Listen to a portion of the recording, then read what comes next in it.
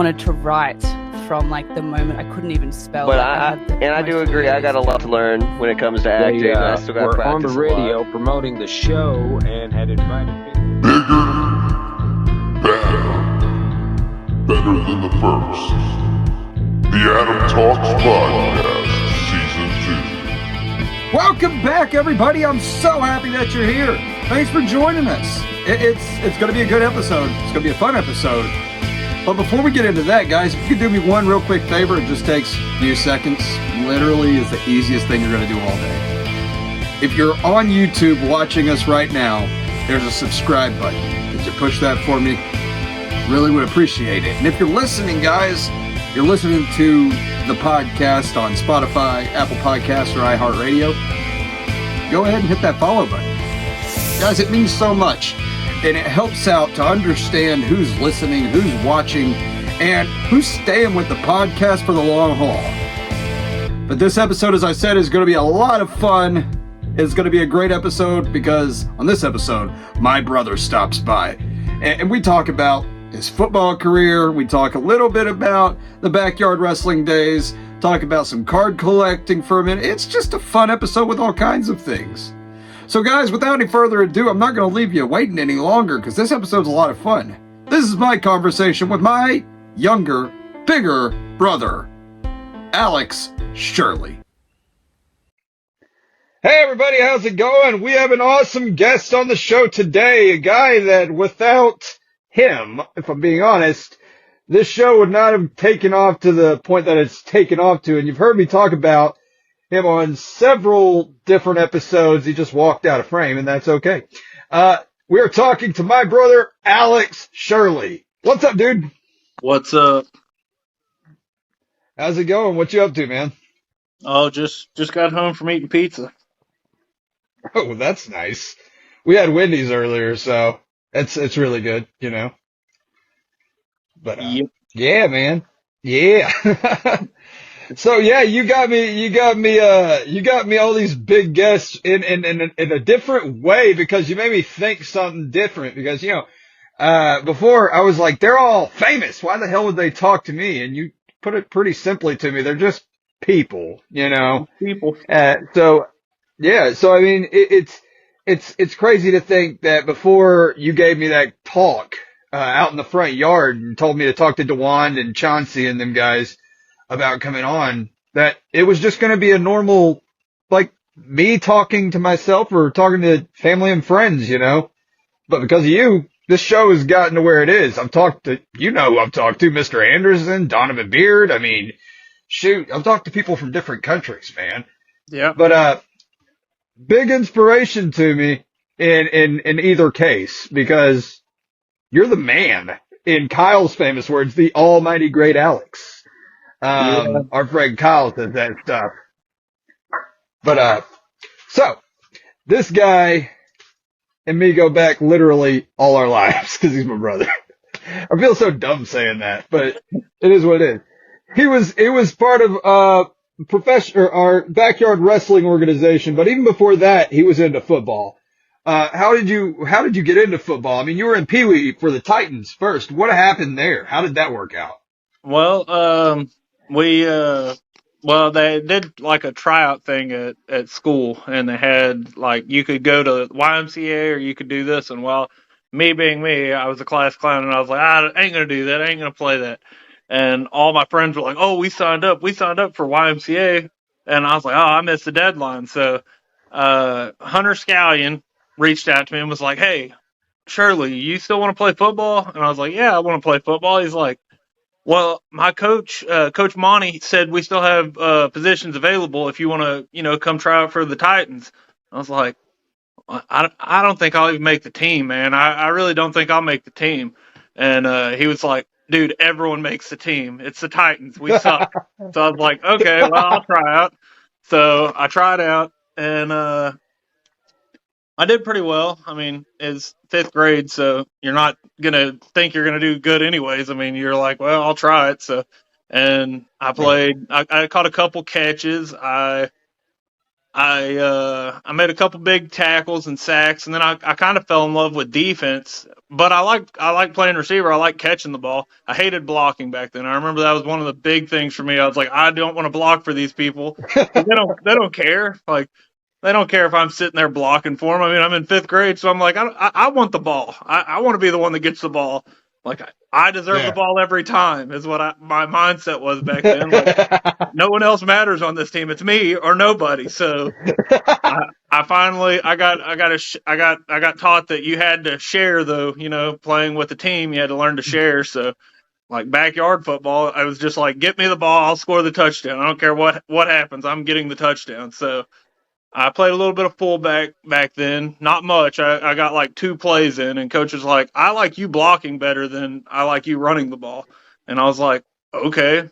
So I got to play a little fullback. I played a little bit of running back, but we had a running back that was pretty darn good. So I was like, I don't even care wherever you want to put me, coach, I'll play. So we didn't do much special teams back then, which I really liked special teams. Whenever I got, in higher grades, I found out I really liked special teams. But no, I back then it was hard for me to know what position I wanted to play though. I mean, you're in 5th grade, so you don't know like wherever coach puts you, you're gonna play. So that was the big thing for me. But yeah. Definitely a learning time period back then. Whenever you don't know shit about it, you got to just kind of go out there and have fun, and then they teach you, from there. I'd assume I didn't play. Obviously, I didn't play any sports, so I go to you for all of this kind of stuff. Whenever you came forward, you went up into 7th grade and you were playing football at that point. What were you doing? And then, because it was intramural, it was blue, gold, dark blue, whatever the jerseys were. You know what I'm saying? The white jerseys and stuff. Yeah, I was on the blue team, and I had a Jalen Holly on my team, and I was like, "Yep, we're gonna win this season." I was like, "We're gonna win this season." There's no ifs, ands, or buts. We just give Jalen the ball, we're gonna win. So I always laugh, but the team that me and a Jalen, like our team, I remember like I played receiver. I wasn't great at it. I was good at blocking. I found out in 7th grade I was pretty good at blocking. So I played wide receiver and I played some inside receiver, but I was good at blocking, and they knew if they came towards me, they were getting blocked. So most of the time, Jalen would just run and do whatever he did anyways. If he went from one side of the field to the other, he was going to make a touchdown. I mean, he'd figure out a way to get to the touchdown back then. And for me, I really liked defense back then. Whenever I got in 7th grade, I didn't care where they put me on defense. I just felt at home. I mean, I played corner, I played safety a lot that year in 7th grade, and I was like, I kind of like this corner and safety. I mean, I get to watch everything in front of me, and then most of the time it comes right to you. I mean, I was like, man, this is awesome. I like hitting people. And then that's where I started gaining the respect for defense. Cause I mean, like I said, in 5th grade, I wanted to get the ball and I wanted to do everything with the ball. Like I wanted me to be the person that got the ball, and it wasn't happening at all in 5th grade. I mean, I didn't get hardly any carries or catches because, we're 5th graders. They don't throw the ball much. It's basically just run. So I didn't like that. And then I was like, man, I was getting down because I was like, I want the ball and I'm not getting it. But on defense, I can go get the ball. So I was pretty good at getting. I was getting sacks at safety, and coach was like, "I know where we're moving you next year." So, coach, you're going to linebacker. Yeah, Coach Cook and Coach Arthur just started, I think, that year, and he was scouting us to see where he wanted to put us the next year in 8th and 9th grade. And Coach came up to me after one of the games because I had they didn't keep stats back then, but I had like 4 or 5 sacks at safety. And Coach was like, "Yep, I know where you're going." So, and this is, we played our 4 downs, and if we got a first down, you kept going. But most of the time it was like 4 and out. But for us, we kept going. But any team we played, it was just like 4 and out. And I can't remember who else played with me on in 7th grade, but it was a real learning period though, because like a lot of people decided if they wanted to continue playing football or if they wanted to be done with it. Like, this isn't for me. So we had a big Yeah. learning period where a lot of people quit. And then going into 8th grade is where a lot of magic happened. So, Oh man, 8th and 9th grade year, man, y'all had huge years. 8th grade year. I mean, not 8th and 9th, because 9th would have been sophomore or freshman year, right? yeah. But yeah, y'all had a huge year, man. What was it, 9-1 that year or something? Yeah, in 8th grade we were 9-1, and the only team we lost to in 8th grade was Sheridan, and they're like a 6 or 7A school, and Wow. that's when the in 8th grade people started talking like that team's going to be pretty good if they stick together, and Yeah. it it was a real good year. I played a lot of corner and a lot of safety still that year, but they started incorporating me into linebacker that year, and I was like, yeah, this is where home is. When I got in there That's at your jam linebacker, right there. yeah, I found out. Yeah. We started learning blitzing and all that in 8th grade, and I was like, this is where it's at. I like Yeah. learning. I like learning because we got to play mainly one side of the ball if we wanted.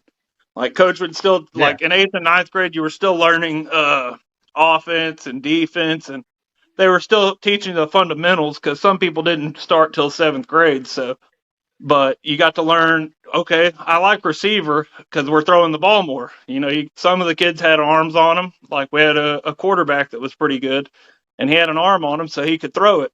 He could run it. He could throw it. I mean, it was a dual threat, really. We had Will Amick and Will Jalen Amick. Hall. Yeah. Yeah. We had a dual. Dangerous duo, man. Yeah, it was like I said, 8th grade's where it happened because, like in 7th grade, them two played against each other. It was Will on the gold team, and me and a Jalen. Like a Jalen was on my team, so those were the two teams that everyone was like, well, those two are going to go to the finals, and we ended up. Yeah. I think we ended up going to the finals, but I can't remember who won. So. Yeah. But they had 4 teams. It's not like they made a championship or anything for it. So Yeah. it's just all about fun in 7th grade. Oh yeah. Well, you said in 7th grade you found out you were really good at blocking, and you said whenever you were younger you weren't even wanting to block. You didn't like blocking. Isn't it weird how sometimes that happens where you're out there and you're like, I hate this. This absolutely sucks. And then you find out later, hey, I'm pretty damn good at this. Yeah. Is there any other things that happen like that for you through football? Yeah. I mean, there's a lot of things in football, like just there's a lot of learning, really, like learning how to be a team player. That was a big thing, like because, like I said, most of the people think I should. I mean, I always when we did like backyard stuff, I was like, get me the ball. I said that earlier, like get me the ball. I can make a touchdown happen out of nothing. I mean.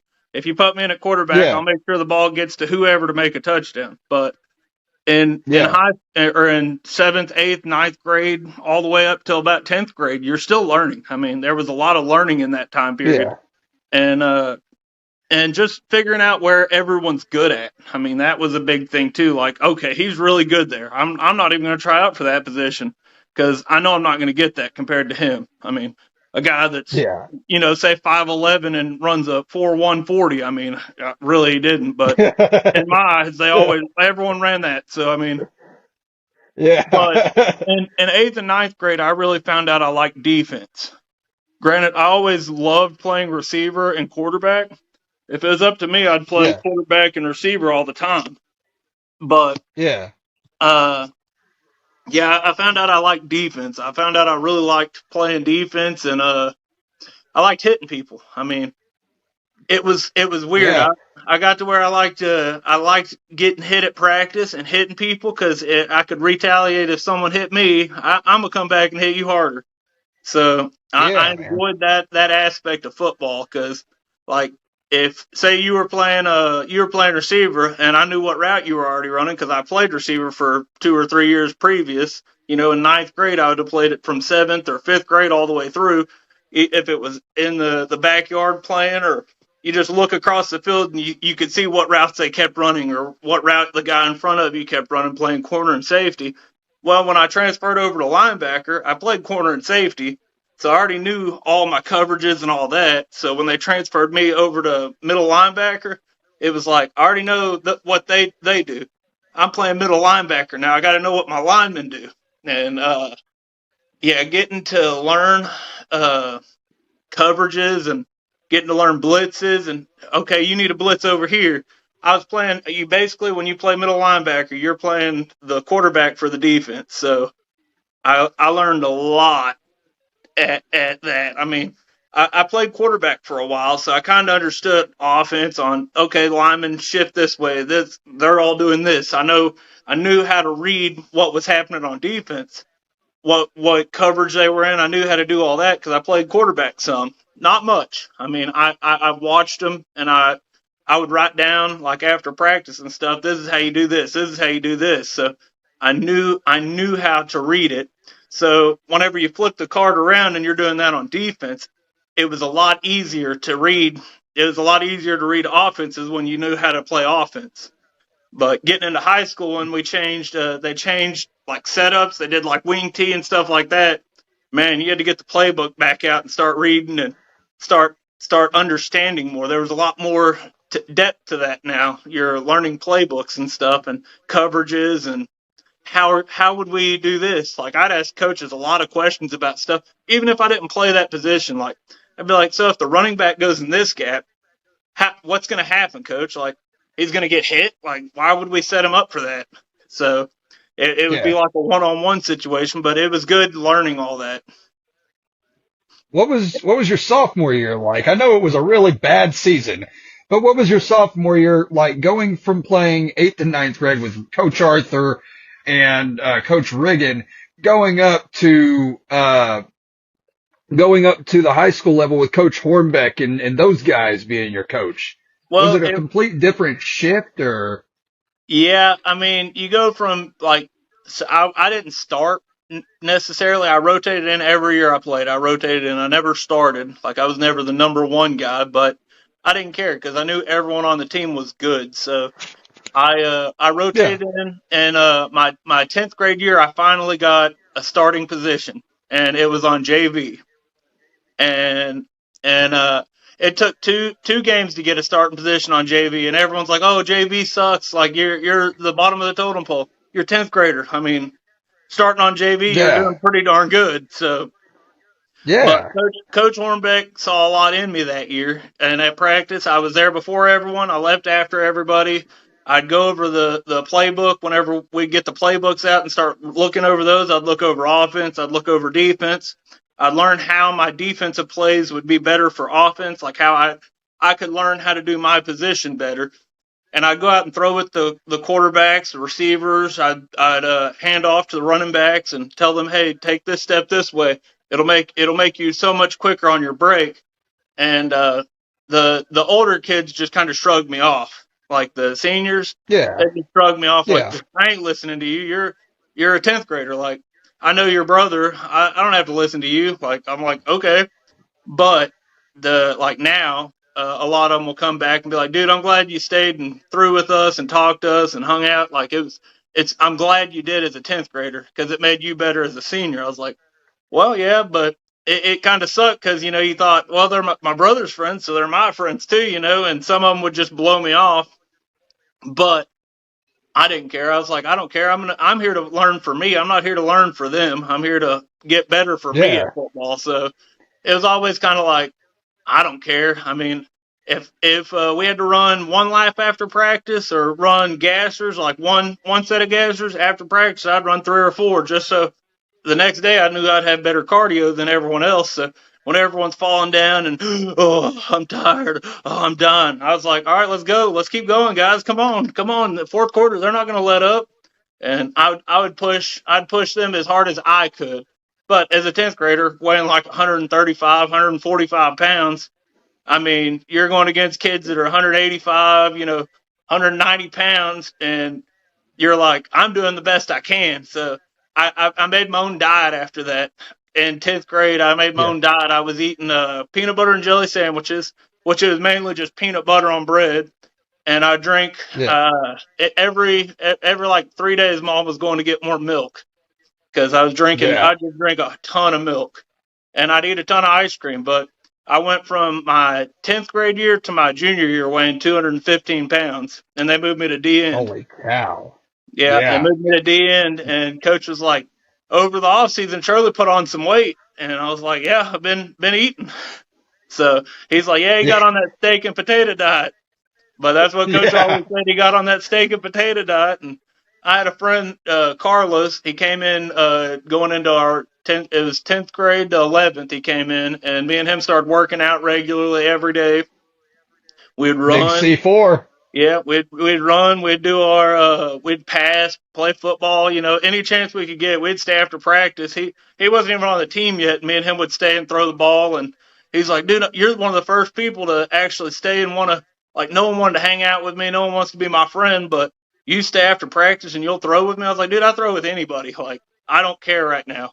I said, anyone that wants Yeah. to stay. So it was always cool in First, that aspect that I had some teammates that would, like, going into our junior and senior year. I had receivers that started that would stay. I mean, they'd stay 10, 15 minutes. Some of them would stay 30 minutes and throw and catch with me. But we'd stay out there and do passing drills and stuff, and it was always nice. Even if coaching them put up the footballs, I always had footballs in my bag, so I'd break them out, and people would be like, "Oh, you gonna stay and throw, Shirley?" I was like, "Well, yeah. I already ran my extra mile after practice, so let's go." So, but yeah. I know I will tell you a highlight of my 10th grade year on JV. It was against a team that we shouldn't even been playing, and it What, was center Center point? Point. Yep, it was Center Point. I have to bring the Center Point game up. It was just, that was just my night. I mean, we're 5A. It was. We're playing like a 2 or a 3A team. Everyone's looking past them on our end. Like, people aren't trying. They're like, our linemen are just standing there and not even blocking. I mean, it.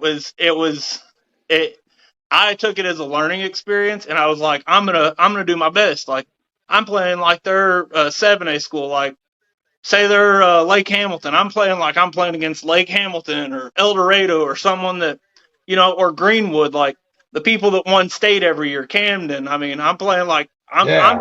I'm gonna do my best so I can get the best out of this. And I think, I mean, it was just, I had sacks. I mean, I had probably 10 or 15 sacks in that one game. Every time, coach said, every time Shirley goes out there, it's 4 and out. Every time Shirley goes out there, it's 4 and out. And it cracked me up because that was one of my coaches, Coach Mo. He kept shouting that every time I'd come off on the sideline. He's like, "That's what I'm talking about. 4 and out, 4 and out. Let's go." So we we got to the bus, and everyone's quiet. Like, yeah, we're cheering because we won. And coach is like, everyone be quiet. And they all got quiet, and I'm getting on the bus, and everyone's quiet. So I'm like, oh crap, we're in trouble. Like, I guess people didn't take it seriously enough. And I'm sitting in the seat, and me and Riley was like high fiving and stuff. Riley's right beside me, he's high fiving. Corey's across the thing, high fiving me, talking about how good we all did. And coach said, if I could give one player, well, I guess I should do two because there's some MVPs on offense too. But if I could give one player an MVP right now, it'll probably be Shirley right now. And I was like, that marks this year for me. Like, I did good. We did good against Hot Springs in JV. We did good against Fountain Lake that year in JV. I do remember Fountain Lake, that JV game though. It was raining. It was raining, and it was miserable that game. I mean, it was cold, rainy. Like, you talk about bad weather. It was cold and rainy. I mean, and they just got their turf Yeah. filled. They just got their turf filled. Yeah. I could hear their coach on the sideline like, get the ball out, get the ball out. And I can remember it clear as day. Like, I looked over at their coach right before he said hut, and I'm playing DN at like 215 pounds, and their guard, or not guard, it's their tackle. He was sitting there, and he pushed me down, and I spun on the ground. Like, whenever I hit the ground, I spun, and I got up, and the quarterback was rolling towards me. And I was like, oh, buddy, he just pushed me right into his quarterback. His coach is about to go insane. And I remember I hit him, and he fell down, and I got up, and I was like, I looked around and I'm like, holy crap, I just got a sack. And that was one of my first big plays as a defensive end. And I was like, I just got a sack. And I look over at my sideline and coach is clapping and he's all excited about me getting a sack. And I'm like, that felt good at D end. I was like, normally I play linebacker, but playing D end, all right, let's do this again. So we line up, and it might have been 2 plays later. It might have been 3rd down and like 1, but I got another sack right there, back to back, boom. And I got in the backfield, and whenever I got up from that sack, I looked over at their sideline because I knew one of their linemen. It was Dalton Darlin, and I think it was actually my junior year. Actually, I played JV for. I think it was like our 2nd or 3rd JV game, and coach was like, we're probably just going to play you on varsity now as a backup. I was like, okay. So I played 6 games. Yeah. I played 6 games my junior year as a D end. But that one was a memorable one though, because Dalton Darlin, when he was on the line, he said something to me. He's like, man, my coach is so mad at you right now. I was like, good. I'm going to keep coming. I said, tell him I'll be in the backfield again. And after the game, coach came up to me and pat me on the back, and he was like, you had a hell of a game, sir. And I was like, thanks, coach. It was cool getting to talk to him. And I went out there to Fountain Lake all the time, but when you're playing against someone that and you have family that go out there, it just means more when you get that win. And even if we would have lost that game, it's just like, I had a good game. So even if we lose, I had a good game. I look out at my stats. I'm not looking, because I don't play offense. So I can just control if we're doing good on defense. And we stopped them a lot. I do remember, but I can't remember if we won or lost that game. It's been, 14 years Couple now? years. Yeah, 13, 14 years now. So, but Ain't no big deal. yeah, it was a lot of fun. But my senior year, I played like 9 or 10 games my senior year.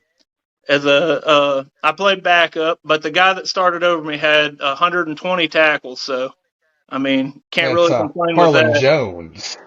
Yep, Harlan Jones. And then I played some though for Elliott, and I played some for Houston, and Blakely Lawless played some. Me and him were pretty even though. And he'll even tell you that. He'll be like, yeah, Shirley and me played pretty even though. Like they'd either put him in and then there was another guy named Kellen Davis. He rotated in too, but yeah, we had a pretty good rotation, good group. But sorry about that. Yeah.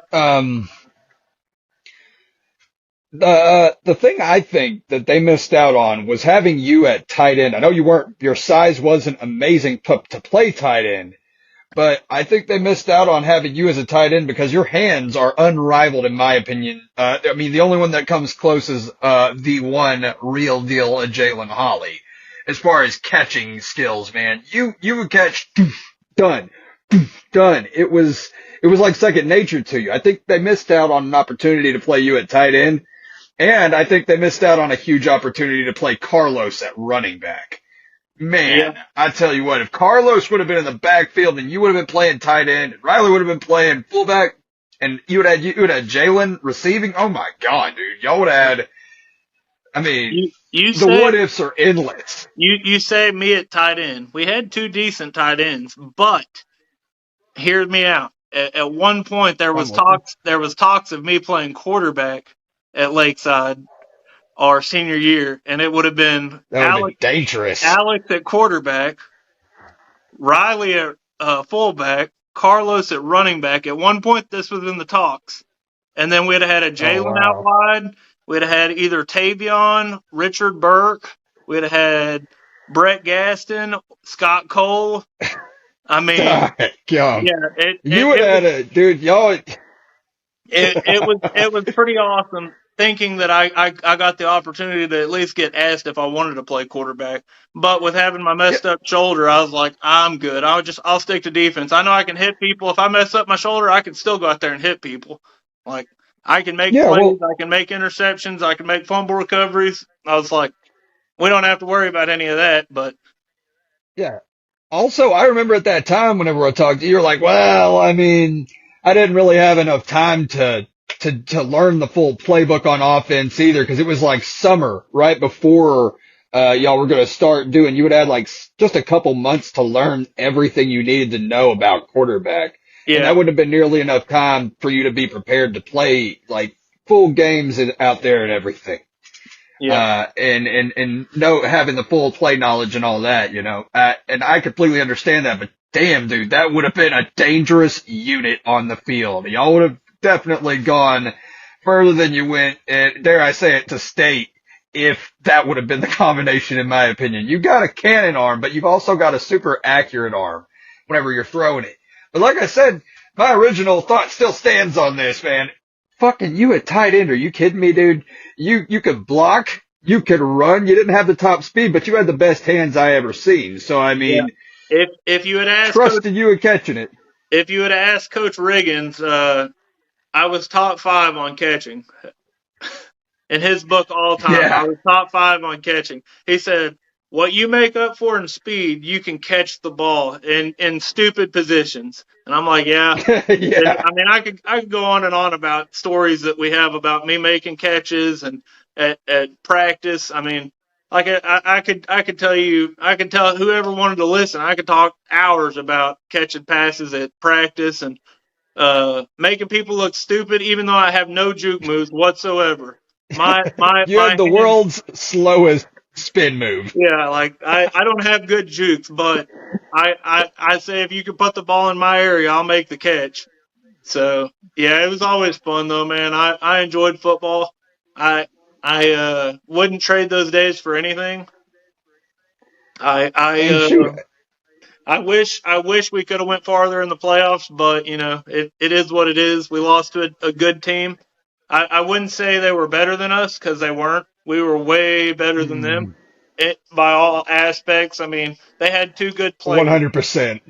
But, I mean, you can't beat the rest, as Coach said. Ain't that right? Ain't that right? Whenever you're catching the ball 5 yards out of bounds and they're still calling it inbounds, I mean, something's got to give, you know? Yeah. Oh man! But we are the first to go to the playoffs. We are the first to have a home playoff game at Lakeside. We're still number 1 with that. No one's going to take that record from us. And we also had we made it to the second round of the playoffs, first time ever in Lakeside history. So I mean, we had my class had 20 or 30 stats that are in the books that I don't think have been broken. There might be a couple of them that might be been broken since, but there's some that will never be broken because we were a first. Yeah. So, I mean, you got to play with some really great players, man. You got to play with Dennis Brunson in your junior year. You got to play with a Jalen all throughout your high school career and even before your high school career. Yeah. I mean, he was on my team in 7th grade too, so. Yeah. I mean, you played with all kinds of great players, man, and you got to experience this. And then me and you had the idea to venture off to Lakeside with notepads and make our own football league at one point. And I am, as everybody who knows me knows, I am 5 foot with a stilt on my feet. No, I'm about 5'5" or 5'6", and I'm playing quarterback. And I got someone like you standing in front of me if it's the Bandits going against the Monsters at any point, and I try to throw it, and you're just, no. You smack the ball out of the air, man, like right out of the freaking air, right in front of me. Had no chance. And then there was a 5-second count rule and stuff, and I stopped playing after a little bit, but you carried it on. How did you carry it on after we had the actual initial teams? Was it just pickup games where you'd make your own teams up, or? Most of the time it was pickup games. We got to where we'd have we had 4 people that would play the quarterback or the offensive picker, as we always called it. Like, hey, you're going to be the offense. We're going to start you on defense. And then if y'all 2 decide y'all do kicks, like kickoff return, we'd let some people do it. But if neither team could agree to do kickoffs, then it wouldn't happen. If there was one that wanted to and one that didn't, we're not doing it. Yeah. But start of the 50. I had help with it. I mean, Cody Beck and me ran it pretty good for a while after you left, and we had some good games. I laughed because my shoulder would pop out of place, and I got to where I could pop it back in, and I'd still go out there and play, and everyone's like, dude, go sit on the sideline. I'm like, nah, we're playing a game. I said, afterwards, I'll deal with it. Let's go. Let's keep playing. Like, don't worry about me. I'll tell you if I'm hurt. So it was just a stubbornness God about me. dang. But I played. I had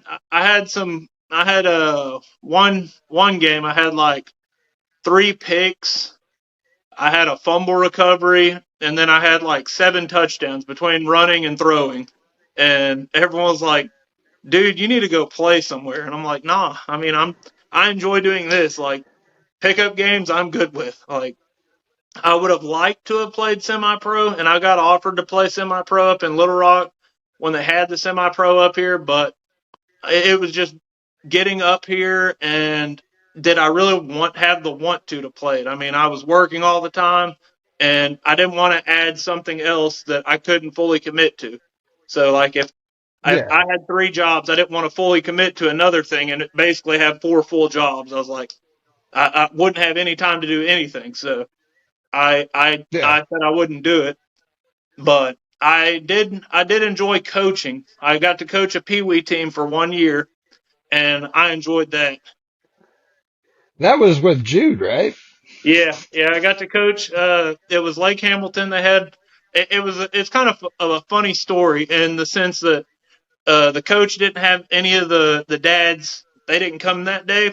There was one other coach out there, and I could see that they were kind of struggling to get all the kids aligned, like get them all grouped up and decide what they were going to do, like skill wise, position, lineman. One of them was a lineman coach, and the head coach was he liked doing whatever. He just liked being an overall coach, is what I always called him. But he really wanted me for like agility training, speed training. He wanted me to get receivers, but I didn't realize that the kids would take so much of an impact for me playing, like that I would do the workouts with them. Like they would be like, coach, can you do this? Can you do this? I want to see you do this, because we'd do like relays or sprints, or we would do timed circuits. So like you have cone drill over here, then after we blew the whistle, you go to the next one. You do the 5-10-5 shuttle drill over here. We'd do flip the tire down here. We'd do the a sprint out at the end, and then they'd want to see me do it at the end, and then we'd do like weight dragging down on the other end of the football field. So it's just like they were doing a circuit the whole time. But they wanted to do it timed one day to see how quick they could do the relay, and I did it for them, and they were all like, "You were fast. I can't believe how fast you are." I was like, "I'm slow. I don't know what y'all are talking about. Like I'm surprised I finished in the time that we gave y'all." But they cut my time in half from what all they did. So like if they're doing it Yeah. in a minute and a half, then I had like 45 seconds to do it. So, and I ended up doing it, but it was just fun getting to play with the kids and throw the football with them and like teach the quarterback how to have good form and steps. And I was watching a lot of videos at the time because I wasn't great at it. Like I said, I just played through high school, so I thought, okay, I know a little bit, but I know how to get them faster. Like I know how to do 5-10-5 drills. I know how to do a lot of the cone drills and stuff. So I was like, I have a good eye for this stuff. So the coach asked me to come to 2 practices to see how we did, like how my coaching was. And after that, he told all the other coaches, he said, he's going to be a coach with us. So I got thrown in, and I was going to be the special teams coach and the agility coach, because there was position coaches, and some of the position coaches were like, if you want to come help us with ours, come on over. You can run the thing if you want. I'm like, okay. So I got to help run some of the receiving drills. I mainly helped with the quarterback, so with the head coach. And he was like, man, my kid can throw in like, I think they were in like 3rd grade. His kid was throwing like 30 yards. And that, Holy cow. yeah, it was pretty good, like 25, 30 yards, and he's hitting kids at that. It wasn't like he was just throwing the ball. Wow. Yeah, he was hitting kids at that, at like 25 yards in Pee Wee. And he got to where he could drop back far enough where he could actually see. And we had them do it was almost like a long snap whenever he was snapping to him. But it was pretty cool getting to see all that, though. And now I see the kids at like a Walmart or something. they'll be like, Shirley, Coach Shirley. And I'm like, oh, hey. Like, they're all grown up now. I'm like, holy crap, I feel old now. That was only like 5 Yeah. years ago. But, Jesus, man. yeah. Wow. You've done all this stuff, man. Was being a coach like one of your goals at coming out of high school? Like, if you went to college, that was what you were going to do? Yep. If I would have went to college, I'd have definitely been a coach. I mean, that was top of the bucket list. But then it's not about the money. It was more about the time. I mean, the time for me, I wanted to play football, but I got so upset with how hurt I got because I mean, I didn't really pay attention to my injuries in high school and then not being able to get some of the stuff that I needed to go to college. I just kind of gave up on it. And it to this day, it still kind of eats at me that I didn't go to college because I was being stubborn. I mean, if I would have Yeah. put forth an effort into going to college, I could have probably been a coach, and I should have. But Man. I've had some cool experiences not being a coach and not going the route for football or anything like that. I've had some cool experiences, like working at the convention center and, working at Henderson. I worked at OBU, and now I'm a manager. So, I mean, it's kind of worked out in the better for me, but Yeah, man. yeah, the convention center was cool because I got to feed Donald Trump. I mean, that was kind of cool. That's something not a lot of people can say, honestly. I mean, that's pretty cool, Yeah. From the time we were kids, you were 14, I was 17, and I believe Cody was 17, and Cameron was 15, I want to say, because I think he's 2 years younger than me, only a year older than you. This little thing started coming around called the SCCW. It was definitely something that changed my life in a big way, and I'd say it had an impact on your life in different ways than it had on me. How did being part of the backyard wrestling organization at CCW have an impact on you? Back then it was just like, oh, my brother's doing it, so I'm gonna do it, and I'm gonna be better than him. Like that was basically my mindset. I was like, oh, well, I beat him at football, so I can beat him at football. I can beat Cody in football. Me and Cameron would have our days, but most of the time I would get the better on pickup games. Like if we'd have did lineman drills and stuff, he'd have whooped me. But most of the time it was throwing and catching, so I'm gonna outbeat anybody at throwing and catching whenever it came to that. But Yeah. same mindset going into wrestling with y'all. I was like, I'm gonna focus in on this. I'm gonna get good at my craft, and I'm gonna outdo everybody. I'm gonna cut the best promos. I'm gonna be the best person that you can see out here. And I said high risk, high reward. That was my motto: high risk, high reward. So You were the most extreme athlete for a long time in the company. And then it went away and it came back, I want to say 4 years ago now. And so did the Flying Hawaiian, the character that you played. Before we get into that, the stuff that happened the most recently, I can't even remember. How did you come up with that character? well, Dad and everyone was like, you're always wanting to jump off ladders, and you're wanting to do this, and you're wanting to do that. You're a high flyer. You're a high flyer. That's what everyone kept saying. Oh, you like those high flying moves. And I was thinking high flyer, flying Hawaiian. I was like, high Hawaii, high Hawaiian. I was like, I always wore Hawaiian shorts when we go to the lake. So I was like, I can just throw on my swimming trunks, Hawaiian shorts. And, I was like, flying Hawaiian. That kind of goes together. So that's kind of how we came up with flying Hawaiian. I was like, I like that, flying Hawaiian. Everyone said I was a high flyer, so flying Hawaiian kind of fit the bill. Yeah. You had fucking bangers against Cody, dude. You had bangers against Cody. I remember you making him throw up from kicking him in the back of the head 13 times in a row outside of our makeshift ring. It was mattresses and posts with water hose ropes, and we just nailed those things to the posts. And I got a question for you. Yeah. How does it feel being a champion? Man. Ooh. The interview. See, this is weird because Yeah, the interviewee's Yeah. gonna ask the interviewer questions now. So It's in a weird way. It's like you've won 2 matches and you defended it or what? I won a. So I've had 6 pro matches, professional wrestling matches. Oh, I wouldn't I've bring up your lost whole 4 record. of them. Yeah, I've lost 4 of them. Yeah, I wouldn't have won the brought up the last whole 2. record. I was just trying to make you sound good, but don't say it out loud. It's too late. It's already out there now. But you're a Anybody champion. can go I and mean, watch. Yeah, that's I am. more than And I can say. it's different, man. It's so weird because I found out, all right, so it was Comic-Con last year, and I found out that I was going to be going against this guy named Motown Mayhem. And I was like, okay, cool. I've seen this guy. I've seen him, he's about the same size as me. We talked about having a match. It'd be a pretty cool thing to do that, I would love that.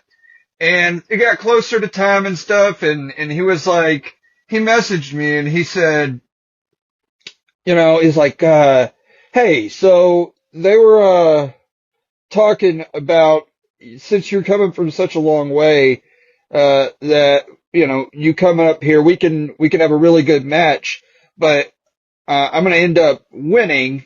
And the way that we're going to do it is, or I was going to talk, he asked how I wanted to do it. And I was like, well, I don't know, I don't know what we should do. And he said, well, this guy is supposed to win this cup, this trophy thing. And he was like, he's supposed to win this trophy thing. And once he wins that, he's going to come out and distract me.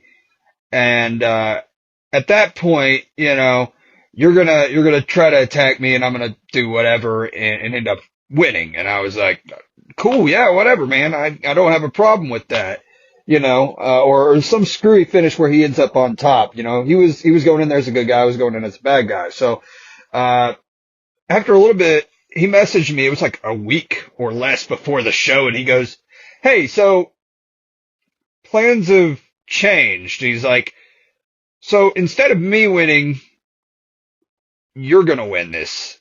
And I was just like, wait, hold up. What do you mean I'm winning? He's like, well, you're going to beat me for the Intercontinental Championship. And I'm like, what? I've wrestled 1 time for this company in a 6-man tag team match, and I didn't get an amazing showing in it. I didn't get much time in the ring or anything. I was just like, what do you mean? He's like, we just want to show how much we appreciate you for promoting the show, for making the flyers, for doing the highlight video for the entire show, and this and that. And we wanted to, they wanted to show how much the people up top wanted to show how much they appreciated you. And I was like, wow. So I went in there and we had the match. And after I had pinned him and the ref counted 1, 2, 3. If you watch the video, I am screaming. I have got the championship. I'm raw. And it is raw emotion, man. It feels, it doesn't feel, the feelings wore off by now, obviously. That was last year, but the feeling was like it was almost like a finally. It was like whenever I first stepped foot in the wrestling ring in Mountain Pine, it was a finally moment. I finally get to live my dream and be a professional wrestler. Wow, I never thought in a million years I'd be able to do that. And I went against Glenn in that match. And then I go to Comic-Con, I wrestle in the Fort Smith Convention Center at Comic-Con, and I win my first championship, and I'm like, wow, finally I get to do this thing that I've wanted to do since, we were both kids. Wow. There's just not any kind of words that I could use to really describe how it felt getting the win on the day, and then being able to walk around and carry the championship and walk around the convention center and have people ask me questions about it and stuff like that. It was just a really cool feeling. I'm very grateful for those guys to give me that opportunity. But yeah, it's something, man. I've got a race coming up. Whoop. You've got a race. What is it, 10K? Yeah, it's a 10K, and it's this Saturday. Wow. Yep, gonna run That's, a 10K and hopefully get it done in less than 50 minutes. So, I think you can do it. You got cardio for days, bro. yep. So, yeah, it's like I'm going for less than an 8-minute mile. So, which for 6.2 miles, that's pretty long run for someone that's been training for about a month, almost 2 months, but it'll be a little over a month I've trained for this. So, Is it just you doing this, or is Jeanette going to be joining you to do it? Jeanette will do it, and she's got 2 other friends that's coming up to do it. So it'll be 4 of us running. But Okay. all of them are like, oh no, we're gonna finish in like an hour and a half, and I'm like, I'll run back and find y'all. I'll finish with y'all too. So she's like, oh yeah, just way to put salt in the wound. I mean, but no, I'm excited about it. I've been trying to get back into shape and get feel healthier and all that. So I'm gonna start working out or running or riding a bike 2 to 3 days a week. So How did how many races have you done, man? Wow. How many races have you done? the past 2 years I've done 6. I've Oh done six wow. 5Ks. Yep, this is my first 10K in 11 years. Have you placed in any of those races? I've got top five. I've got top five in uh 4 of them or Oh top. wow. Yeah, I've been top 10 in my age group for almost every one of them. Wow. Yeah, That's normally awesome, man. I'm top quarter in all the races I've done. I've been in the top quarter. So if there's 1,000 people running, I'm top 250. So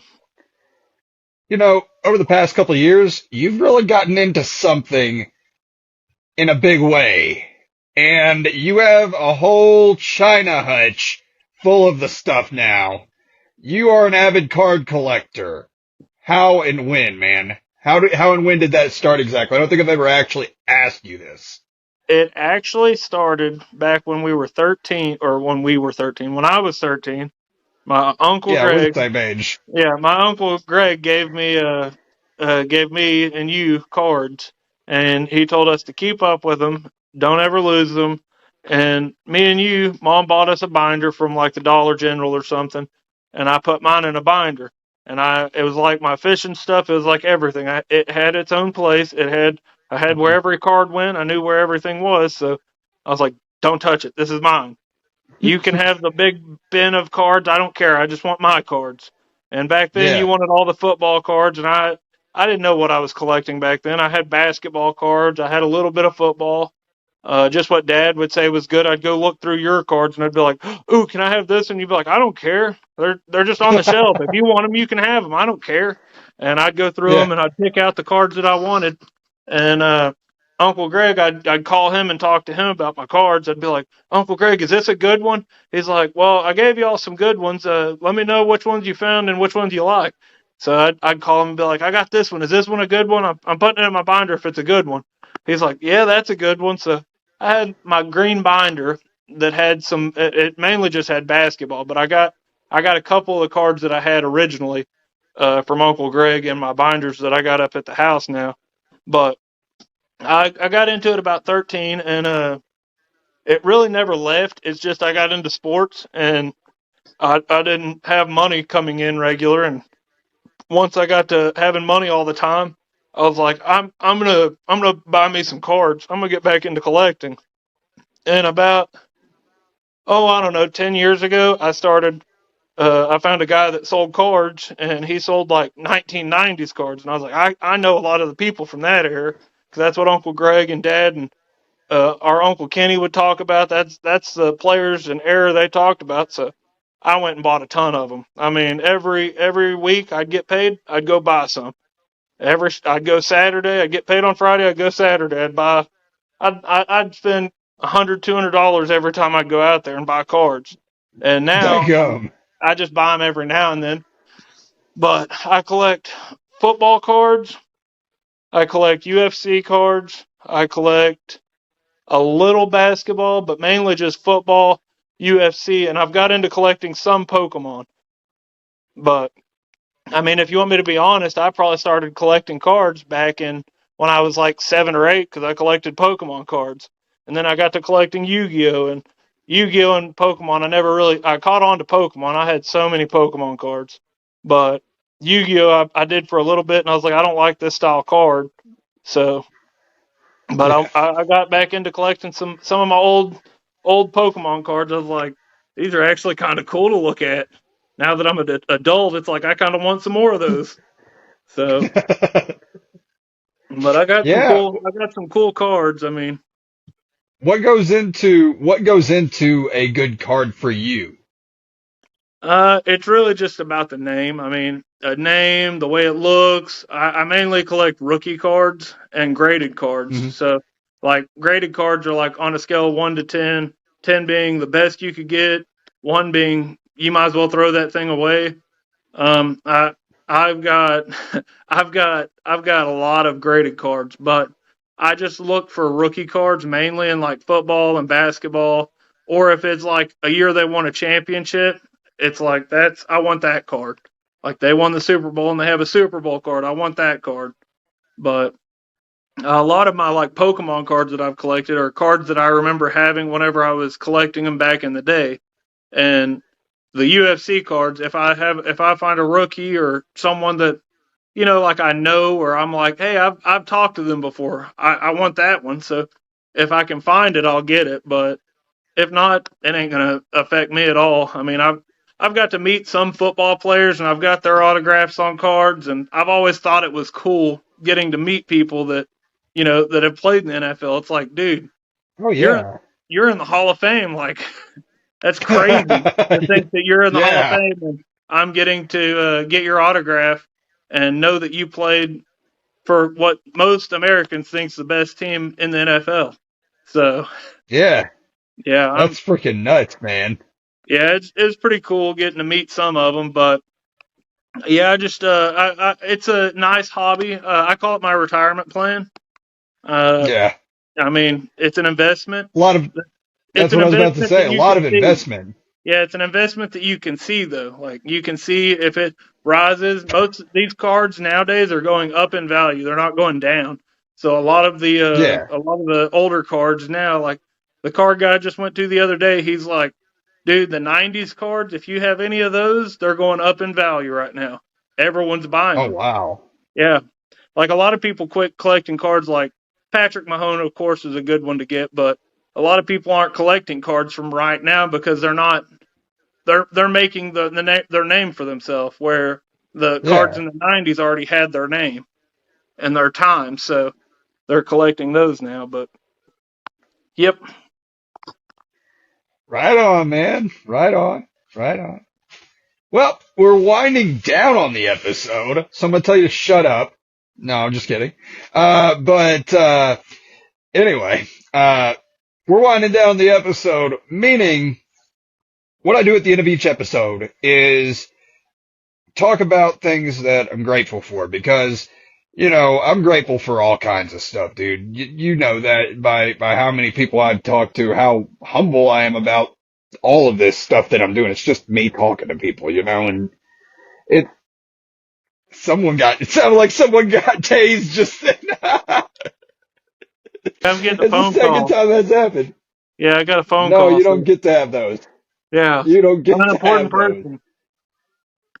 I can tell you're a big man. Anyway, gratefulness is a very important thing. And it's because, our parents taught us to be very humble and taught us to be grateful for everything you get and be thankful for what you have and everything. And normally at the end of each episode, we talk about 3 things that we're grateful for. For me, it doesn't usually change. It's my support system, having family, friends, Lindsay, Bella, Lily, you, mom, dad, everybody that supported me and helped me on this journey, whatever journey it might have been, whether it's wrestling or this or music or anything. That's something I'm very grateful for. Another thing is super awesome guests like you. Because, dude, there's no reason for anybody to come on this show at all. Even you, there's no reason for you to come on this show at all, but you still do. You choose to come on the show, and I appreciate the hell out of you for doing that. You and anybody else that chooses to in the future or has came on in the past. Very grateful for that. And I'm also grateful to have the Lord in my life, because, God, none of this shit would be possible without God, man. God's the one that gave us the air we breathe and everything else in this world. So, bro, what's 3 things that you're grateful for in this moment right now? Well, one I would say is goals. One thing that you haven't got on here, I think, is goals. Like, Mm-hmm. one thing I'm grateful for is I can set goals for myself. Like, if I don't want to do this week, I can do it next week. But I'm always striving to do stuff better. So I'm like, if I can't do it today, I'm going to finish this tomorrow. It's not waiting. I'm glad I can set Yeah. goals, and I can make decisions off of my goals. Like, okay, I'm going to buy this on Friday. I think goals is a good thing to have where you can strive for something. So like doing Yeah. this 5K, I've been training. Training's a big part of it. I mean, getting the knowledge and the ability to train.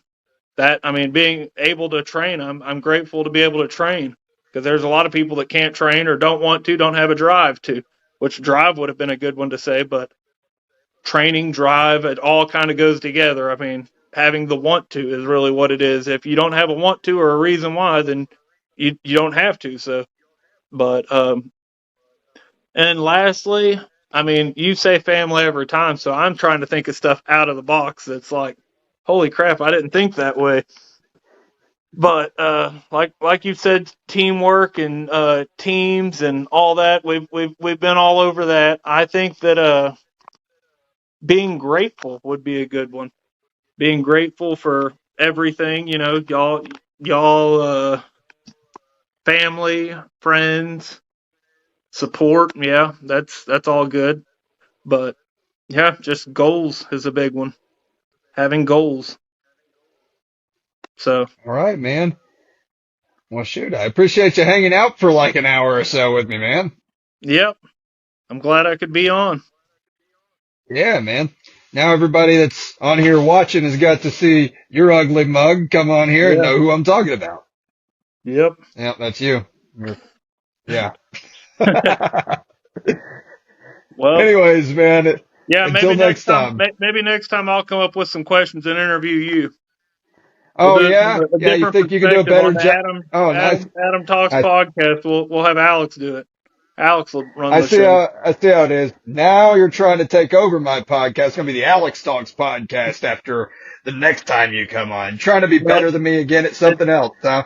it's going to be the Adam Talks podcast featuring Alex instead of Adam. It's going to be the Adam Talk podcast role reversal podcast. Yeah. So yeah, Alex is going to try to take this show off of my hands it's just because going to he be the thinks he's Adam better Talks than me. podcast. Alex takes over. So That's right. That's right. Right on, man. Well, we'll talk to you again sometime soon, brother. I love you. love you too. Later. Later. I told you, it's a lot of fun. Whenever my brother stops by, you get a bunch of just fun things, man. I mean, it's 2 guys just hanging out, 2 brothers just chilling and talking. And one of us reminiscing, both of us reminiscing. It was just fun. And if you were watching this thing or listening to it, you could tell how much fun we both had on this episode. I appreciate you being here, Alex. I appreciate you just sticking around and supporting, man. I appreciate the hell out of everything that you do, man. I love you. And I can't wait to talk to you again and hang out, man. It's going to be a lot of fun. Looking forward to next week. We got 2 great guests. And I don't want to spoil it, and I don't want to ruin who's coming on. But we got some big names coming on next week as well. It's going to be a lot of fun. We have an MMA fighter coming on for sure. And then we have another special guest that I'm not going to give away just yet. So, until next time, guys, always remember to never forget to listen when Adam talks. You guys have a wonderful rest of your evening. day, night, whatever time it is you're listening or watching this. And we'll be seeing you very, very soon.